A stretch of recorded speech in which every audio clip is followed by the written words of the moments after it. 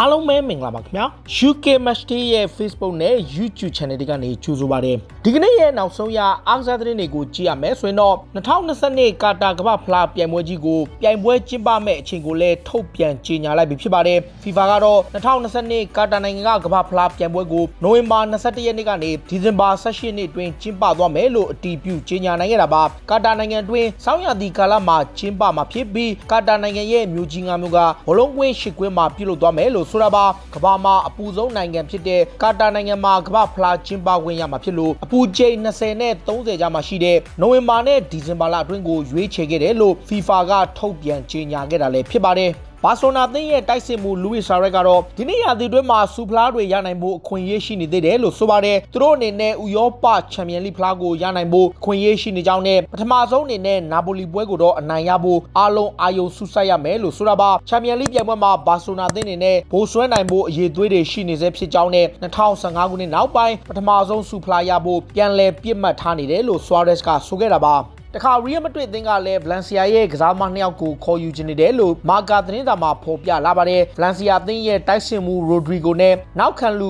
ဂါဘရီယယ်ဖော်လစ်စတာတို့ကိုရီယယ်ကလိုချင်နေတာပါဇီဒန်ကလည်းအဲ့ဒီကစားသမား2ယောက်ကိုကြိုက်နှစ်သက်နေတာဖြစ်ပြီးရီယာဒီမှာအရခေါ်ယူသွားနိုင်ဖို့ရှိနေကြောင်းမာကာကဖော်ပြထားတာလည်းဖြစ်ပါတယ်Premier League ကလပ် Chelsea သင်းကတော့ပြင်သစ်ကလပ်လိုင်လီရဲ့တိုက်စစ်မှုဂျွန်နသန်ခိုနီကိုခေါ်ယူဖို့ကြိုးပမ်းလာပါတယ်ပြင်သစ်တိုက်စစ်မှုကတော့ Premier League ကလပ်သင်းတွေများစွာကခေါ်ယူဖို့စိတ်ဝင်စားနေတဲ့အထက် Chelsea သင်းနဲ့ဆက်သွယ်မှုတွေပြုလုပ်နေတယ်လို့ဆိုတာပါ Chelsea ဘက်ကသူ့ရဲ့ agent ဖြစ်သူကိုပေါင်တန်း40လောက်နဲ့ကန်လန်ထားပြီးအရခေါ်ယူဖို့ကြိုးပမ်းနေသလို Tottenham Hotspur နဲ့ Newcastle သင်းတွေကလည်းစောင့်ကြည့်နေတာပါ Chelsea ရဲ့နီးပြလမ်ဘတ်ကတော့တိုက်စစ်မှု Tammy Abraham ရဲ့ခြေစွမ်းကိုအားမရတာကြောင့်သူ့နေရာမှာအစားထိုးနိုင်မဲ့တိုက်စစ်မှုတယောက်ကိုရှာဖွေနေတယ်လို့ဖော်ပြထားတာလည်းဖြစ်ပါတယ်Chelsea ဟာသူတို့စိတ်ဝင်စားနေတဲ့ Atletico Madrid ရဲ့ဂိုးသမားရန်အော့ဘလက်နဲ့ပတ်သက်ပြီး Diego Simeone ကတော့သူ့အနေနဲ့အံ့ဩမှုလုံးဝမရှိဘူးလို့ဆိုပါတယ်28နှစ်အရွယ်ရှိတဲ့ Slovenia ဂိုးသမားကကလပ်သင်းရဲ့ဒုတိယအသင်းကောင်းဆောင်ဖြစ်တာဝန်ယူထားလို့သင်းရဲ့ဥဆောင်ကစားမတစ်ယောက်လည်းဖြစ်ပါတယ်ဒါကြောင့်သူ့လိုထိပ်တန်းဆင်းရှိတဲ့ဂိုးသမားတစ်ယောက်ကို Chelsea ကစိတ်ဝင်စားတာမဆန်းဘူးလို့ဆိုတာပါဒါပေမဲ့ Atletico Madrid ကတော့ရန်အော့ဘလက်ကိုရောင်းချသွားမှာမဟုတ်ဘူးလို့ဆိုထားပြီးသူ့ကိုအသင်းမှာဆက်ထားနိုင်မယ်လို့ဆိုပါတယ်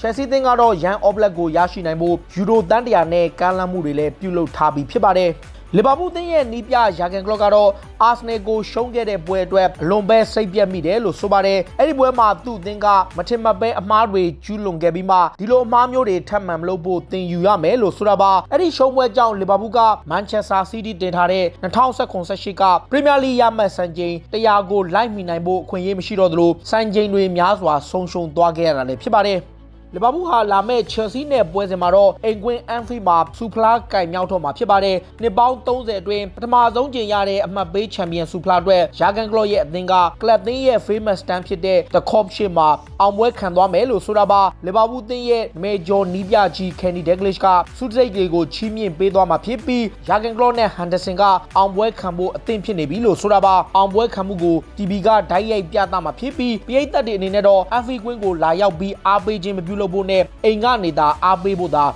ကလော့ကတိုက်တွန်းပြောကြားခဲ့တာလည်းဖြစ်ပါတယ်မန်ချက်စတာစီးတီးရဲ့နီးပြဖတ်ဂွာဒီယိုလာကတော့ဘုံမောက်ကိုနိုင်ခဲ့တဲ့ပွဲမှာသူ့ရဲ့အင်္ဂလန်ပရီးမီယာလိပွဲ150မြောက်ပြည့်သွားခဲ့ပြီဖြစ်ပါတယ်ဖတ်ဂွာဒီယိုလာကတော့သူ့ရဲ့ပွဲ150အတွင်းပွဲပေါင်း111ပွဲထိနိုင်ခဲ့တာပါဒါဟာပရီးမီယာလိကလပ်သင်းတွေရဲ့နီးပြတွေတဲ့ပွဲ150အတွင်းမှာအများဆုံးနိုင်ခဲ့တာလည်းဖြစ်ပါတယ်ဒုတိယအများဆုံးနိုင်ခဲ့သူကဂျိုဇေမော်ညိုပဲဖြစ်ပြီးပွဲပေါင်း150မှာ105ပွဲထိနိုင်ထားတာပါယာဂန်ကလော့ရဲ့အသင်းကပွဲ150မှာ62ပွဲနိုင်ခဲ့ပြီးဖာဂူဆန်က90နဲ့ကန်ဒီဒက်လစ်က85ပွဲထိနိုင်ခဲ့ကြတာလည်းဖြစ်ပါတယ်မန်ချက်စတာစီးတီးသင်းကတော့ဘာဆိုနာသင်းကခေါ်ယူဖို့ကြိုးပမ်းနေတဲ့အင်တာမီလန်ရဲ့တိုက်စစ်မှုလိုထာရိုမာတီနက်စ်ကိုခေါ်ယူဖို့အေဂျင့်ဖြစ်သူကိုဆက်သွယ်ပြုလုပ်နေတယ်လို့ဆိုပါတယ် Sky Sport ရဲ့ဖော်ပြချက်အရစီးတီးတာဝန်ရှိသူတွေကမာတီနက်စ်ရဲ့အေဂျင့်ကိုဆက်သွယ်မှုတွေပြုလုပ်ခဲ့ပြီးသူ့ရဲ့ရော်ဂျီစာချုပ်ပေါင်98.5 တန်းယူရို111တန်းကိုပေးဖို့စီစဉ်နေတယ်လို့ဆိုတာပါမန်စီးတီးကတော့တိုက်စစ်မှုဆာဂျီယိုအဂွဲရိုနေရာမှာရေရှည်အစားထိုးချင်တာကြောင့်လိုထာရိုမာတီနက်စ်ကိုခေါ်ယူနေတာလည်းဖြစ်ပါတယ်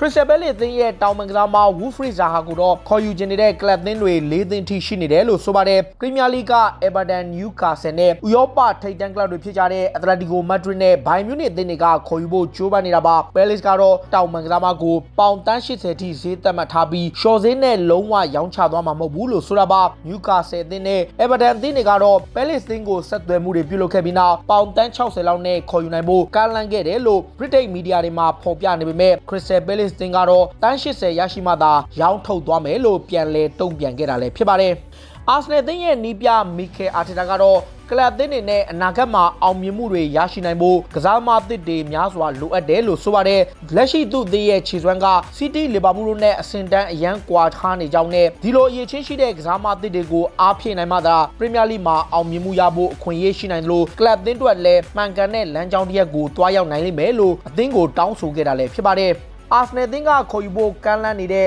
Atletico Madrid ရဲ့ကွင်းလယ်ကစားမ Thomas Partey ကိုတော့ La Liga ကလပ်ကစာချုပ်သစ်ချုပ်ဆိုဖို့ပြင်ဆင်နေပါတယ်။မြောက်လန်ဒန်ကလပ်ကသူ့ကိုခေါ်ယူဖို့အချိန်တော်ကြာစဉ်းစားနေပြီးကမ်းလှမ်းမှုတွေမရှိသေးတာကြောင့်ကစားမကိုယ်တိုင်က Atletico နဲ့စာချုပ်သစ်ချုပ်ဆိုပွဲရှိနေတာပါ။ Arsenal ဘက်ကသူ့ကိုကမ်းလှမ်းမှုကြန့်ကြာနေချိန် Atletico Madrid ကတော့သူ့ရဲ့လောက်ခလစာကိုတိုးမြင့်ပေးပြီးရော်ဂျစ်စာချုပ်ကိုပါယူရိုတန်း100တိတိုးမြင့်ပြီးစာချုပ်သစ်ချုပ်ဆိုဖို့သဘောတူညီမှုရလူနီးပါးဖြစ်နေတာလည်းဖြစ်ပါတယ်Tottenham Hotspur အသင်းရဲ့နောက်ခံလူ Kyle Walker-Peters ကတော့ Southampton ကိုပေါင်10တန်းလောက်နဲ့အပီးသက်ပြောင်းရွှေ့ပွဲရှိနေတာပါ။ Spurs အသင်းကအင်္ဂလန်လူငယ်နောက်ခံကစားမကိုအပီးသက်ရောင်းချဖို့စီစဉ်နေပြီးသူတို့ခေါ်ချင်နေတဲ့ကွင်းလင်ကစားမ YBS နဲ့အလိုက်ပေးပြီးရလိုချင်နေတာပါ။ Spurs ဘက်က YBS ကိုခေါ်ယူဖို့ကြိုးပမ်းနေချိန် Southampton ကတော့ပေါင်တန်း30ဈေးသက်မှတ်ထားတာကြောင့် Spurs အသင်းကပေါင်10တန်းလောက်နဲ့ Kyle Walker-Peters ကိုပေးပြီးကြိုးပမ်းနေတာလည်းဖြစ်ပါတယ်။ Premier League မှာနောက်ဆုံး2ပွဲဆက်နိုင်လာတဲ့ Tottenham Hotspur ရဲ့နီးပြ Jose Mourinho ကတော့ဥရောပရဲ့ဗန်ဒိုင်းဆိုင်ရာစီမင်းစည်းကမ်းတွေကိုဖောက်ပြီးကစားသမားတွေကိုခေါ်ယူသွားမှာမဟုတ်ပဲ